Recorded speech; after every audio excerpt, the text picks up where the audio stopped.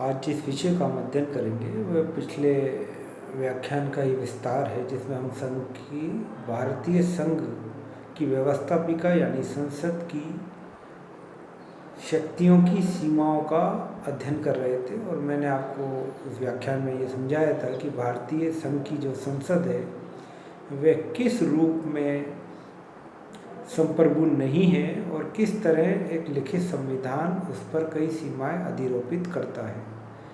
इसी संदर्भ में हमें ये बात समझनी चाहिए जो मैंने आपको भारतीय संविधान के अनुच्छेद 89 का उदाहरण देते हुए कहा था कि संघ की एक संसद होगी जो राष्ट्रपति और 2 सदनों से मिलाकर बनेगी, जिनके नाम क्रमशः राज्यसभा और लोकसभा होंगे। तो संसद की संरचना के बारे में हमने पिछले व्याख्यान में पढ़ लिया था। और संसद क्योंकि कानून निर्माण करने वाली संस्था है, व्यवस्थापिका के रूप में हम उसे जानते हैं, और हम इस चीज़ को जानते हैं कि शासन के 3 अंग होते हैं, कार्यपालिका, व्यवस्थापिका और न्यायपालिका। और इन तीनों अंगों के काम अलग अलग होते हैं। व्यवस्थापिका का काम है कानून का बनाना, कार्यपालिका का काम है कानून को लागू करना, और न्यायपालिका का काम है उस उल्लंघन करने वालों को, कानून के उल्लंघन करने वालों को दंड देना। तो इस तरह शासन के ये 3 अंग होते हैं। और इस रूप में अगर संसद का हम स्थिति देखें तो संसद व्यवस्थापिका का रूप है, जिसका प्रमुख काम है कानून निर्माण करना। लेकिन कानून किन विषयों पर निर्माण कर सकती है? तो भारतीय संसद को संघवाद के परिप्रेक्ष्य में देखना बहुत आवश्यक है। हम जानते हैं कि भारत में एक संघात्मक शासन प्रणाली अपनाई गई है। संघात्मक शासन प्रणाली वे शासन प्रणाली है जहाँ शासन की शक्तियों का विभाजन 2 स्तरों पर किया जाता है, एक केंद्र और दूसरा राज्य। और शासन की शक्तियों का जब विभाजन 2 स्तरों पर किया जाता है, इसका मूल कारण ये है कि बड़े देश जिन पर शासन एक केंद्र से नहीं चल सकता, जहाँ भौगोलिक, भाषाई, जातिगत, धार्मिक विविध या सांस्कृतिक विविधताएं बहुत ज़्यादा व्यापक रूप में अवस्थित हैं, वहाँ पर संघात्मक शासन प्रणाली को उपयुक्त माना गया है एक शासन प्रणाली के रूप में। यही वजह है कि दुनिया के ज़्यादातर देशों में संघात्मक शासन प्रणाली, बड़े देशों में संघात्मक शासन प्रणाली को अपनाया गया है। इसका एकमात्र अपवाद अगर हम देखते हैं तो चीन के रूप में देखते हैं कि चीन एक बड़ा देश होने के बावजूद वहाँ पर एकात्मक शासन प्रणाली है, जबकि अमेरिका, कनाडा, भारत, दक्षिण अफ्रीका, इन सभी जगहों पर संघात्मक शासन प्रणाली को अपनाया गया है। इस चीज़ को देखते हुए कि यहाँ पर एक व्यापक भौगोलिक, सांस्कृतिक, भाषाई, जातिगत विविधता विद्यमान है। तो हम भी जब भारतीय संविधान का निर्माण कर रहे थे तो इस बात से अच्छी तरह वाकिफ़ थे, इस बात से कि भारत में की जो परिस्थितियां हैं, भारत का विशाल भौगोलिक जो क्षेत्रफल है, यहाँ जो विविधताएं मौजूद हैं, उन रूप से उन विविधताओं को बनाए रखने के लिए भी संघात्मक शासन प्रणाली बहुत ज़्यादा आवश्यक है। यही वजह है कि हमने संविधान में संघात्मक शासन प्रणाली को अपनाया, और ये संघात्मक शासन प्रणाली हमारे संविधान का आधारभूत ढांचे का एक अंग है। भारतीय संविधान के अनुच्छेद 1 में ही स्पष्ट घोषणा कर दी गई कि भारत अर्थात इंडिया राज्यों का एक संघ होगा। भारत अर्थात इंडिया राज्यों का एक संघ होगा, यानी भारत एक यूनियन कहलाया जाएगा, और राज्य जो भारत की या शासन की जो शक्ति है उसके एक आवश्यक हिस्सेदार के रूप में माने गए हैं। तो भारत में जो शासन प्रणाली है वो केंद्र और राज्यों में बटी हुई है, और संघात्मक शासन प्रणाली का प्रमुख लक्षण ही ये होता है कि शासन की शक्तियाँ 2 स्तरों पर बटी हुई हों, एक केंद्र के स्थान पर जिसे हम संघ कहते हैं या केंद्र सरकार कहें, और दूसरा राज्य के स्तर पर। भारतीय अब शक्तियों का विभाजन किस तरह हो, इसको लेकर फार्मूले अलग अलग हो सकते हैं। जैसे भारत के संदर्भ में फार्मूला ये अपनाया गया कि 3 सूचियाँ होंगी, पहली संघ सूची, दूसरी राज्य सूची और तीसरी है संवर्ती सूची। संघ सूची पर राज्य कानून बनाएगा, राज्य सूची पर संघ सूची पर संघ या केंद्र की संसद कानून बनाएगी, राज्य सूची पर राज्य कानून बनाएगा या राज्य की विधायिकाएं कानून बनाएगी, और संवर्ती सूची पर केंद्र और राज्य दोनों ही कानून बना सकते हैं। परंतु यदि कोई विरोधाभास उत्पन्न होता है तो केंद्र सरकार द्वारा बनाया गया कानून या संघ सरकार द्वारा बनाया गया कानून ही मान्य होगा। तो भारत में शक्ति का विभाजन इस तरह किया गया है कि शासन की शक्तियों को विभाजित करने के लिए 3 सूचियों को उल्लेखित कर दिया गया।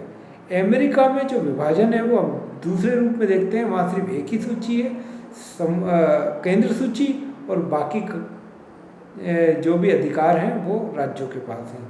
यानी केंद्र के अधिकार गिना दिए गए और ये बात भी स्पष्ट कर दी गई कि इन जो अधिकार गिनाए जा रहे हैं केंद्र को उसको छोड़कर बाकी सारे अधिकार राज्यों को मिले हुए हैं। तो संघात्मक शासन प्रणाली में शक्ति का विभाजन एक बहुत आवश्यक तत्व है, और शक्ति विभाजन के कई तरीके हो सकते हैं। कई जगह ऐसा भी हो सकता है कि राज्य के अधिकार गिना दिए जाएं, बाकी केंद्र के बाकी सारे अधिकार केंद्र को सौंप दिए जाएं। ये भी हो सकता है जैसे अमेरिका के संविधान में हुआ कि केंद्र के अधिकार गिना दिए गए, बाकी सारे अधिकार राज्यों को सौंप दिए गए।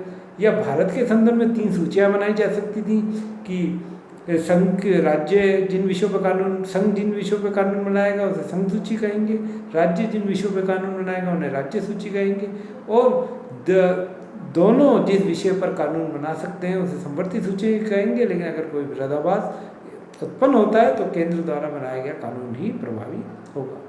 तो शक्ति विभाजन करने के कई तरीके दुनिया के अलग अलग देशों ने अपने परिस्थितियों के अनुसार अपनाए हैं। अलग अलग देशों ने अपने संघात्मक शासन प्रणाली की विशिष्टता के अनुरूप उन शक्ति विभाजन के फार्मूले को स्वीकार किया। तो एक शक्ति विभाजन होना चाहिए संघात्मक शासन प्रणाली में। दूसरा जो आवश्यक तत्व है, संघात्मक शासन प्रणाली लिखित के लिए दूसरा जो आवश्यक तत्व है वह है लिखित संविधान। क्योंकि शक्ति विभाजन किस ढंग से होगा इस चीज़ का स्पष्ट उल्लेख सिर्फ संविधान में मिल सकता है।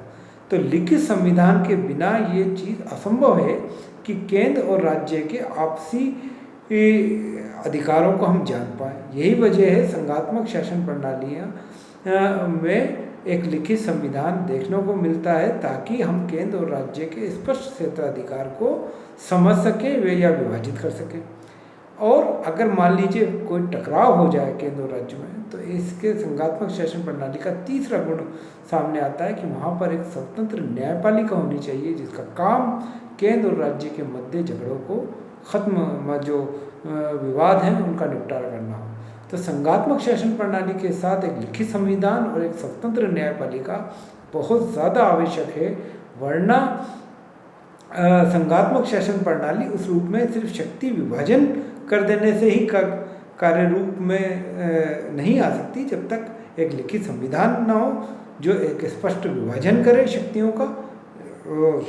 पूरे संविधान में उन शक्तियों विभाजन के जो क्रम को स्पष्ट रूप से लिखा जाए, और साथ ही साथ एक स्वतंत्र न्यायपालिका हो कि अगर शक्ति विभाजन के मुद्दे पर, किसी मुद्दे पर केंद्र या संघ सरकार या राज्य सरकार के मुद्दे टकराव उत्पन्न होता है, तो एक स्वतंत्र न्यायपालिका होनी चाहिए जो केंद्र और राज्य के मध्य विवादों का निपटारा कर सके। तो संघात्मक शासन प्रणाली इस ढंग से काम करती है। अब इसी रूप में भारत के संदर्भ में संसद को समझा जाए तो भारत में जो संसद है वो केंद्र की कार्य व्यवस्थापिका है, और उसे संघ सूची पर कानून बनाने का अधिकार है। जो संघ सूची में जो प्रगणित विषय हैं वो 98 है, 98, और साथ ही साथ उसे संवर्ती सूची पर भी कानून बनाने का अधिकार है, जो भारतीय संविधान में जिनकी संख्या 52 गिनाई गई है। अब संसद का काम कानून बनाना है, और वो 2 विषयों पर कानून बना सकती है, संघ सूची पर और संवर्ती सूची पर। साथ ही साथ लेकिन कभी संकट काल लागू हो तब संसद को यह अधिकार मिल जाता है कि वे राज्य सूची पर भी कानून बना सकें। इसके अतिरिक्त अनुच्छेद 249 में उल्लेखित है कि राज्यसभा के 2/3 सदस्य अगर ये बात सोचते हैं कि किसी विषय पर जो राज्य सूची का विषय है, संसद द्वारा कानून बनाना राष्ट्रीय महत्व के लिए बहुत आवश्यक है, तो संसद ऐसे विषय पर कानून बना सकती है। लेकिन ये मामला भी राज्यसभा को सौंपा गया है, जहाँ पर राज्य के चुने हुए प्रतिनिधि मौजूद होते हैं। तो राज्यसभा के 2/3 बहुमत से संसद किसी भी राज्य सूची पर कानून बना सकती है, जिसके बारे में वो ये सोचती है कि ऐसा करना राष्ट्रीय हित में आवश्यक है।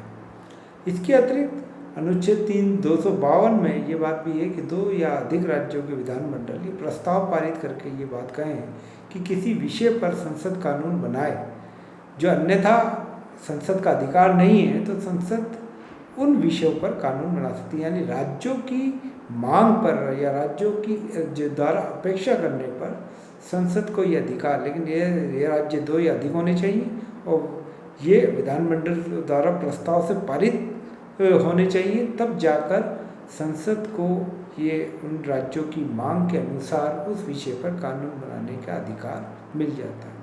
तो व्यवस्थापिका का रूप होने के कारण भारतीय संघ में संसद की एक महत्वपूर्ण भूमिका है और संसद केंद्रीय व्यवस्थापिका के रूप में काम करती है, संघ की व्यवस्थापिका के रूप में काम करती है और इस रूप में उसे राज्य सूची और समवर्ती सूची और विशेष परिस्थितियों में जैसे संकट काल में राज्य सूची के विषयों पर कानून बनाने का अधिकार प्राप्त है।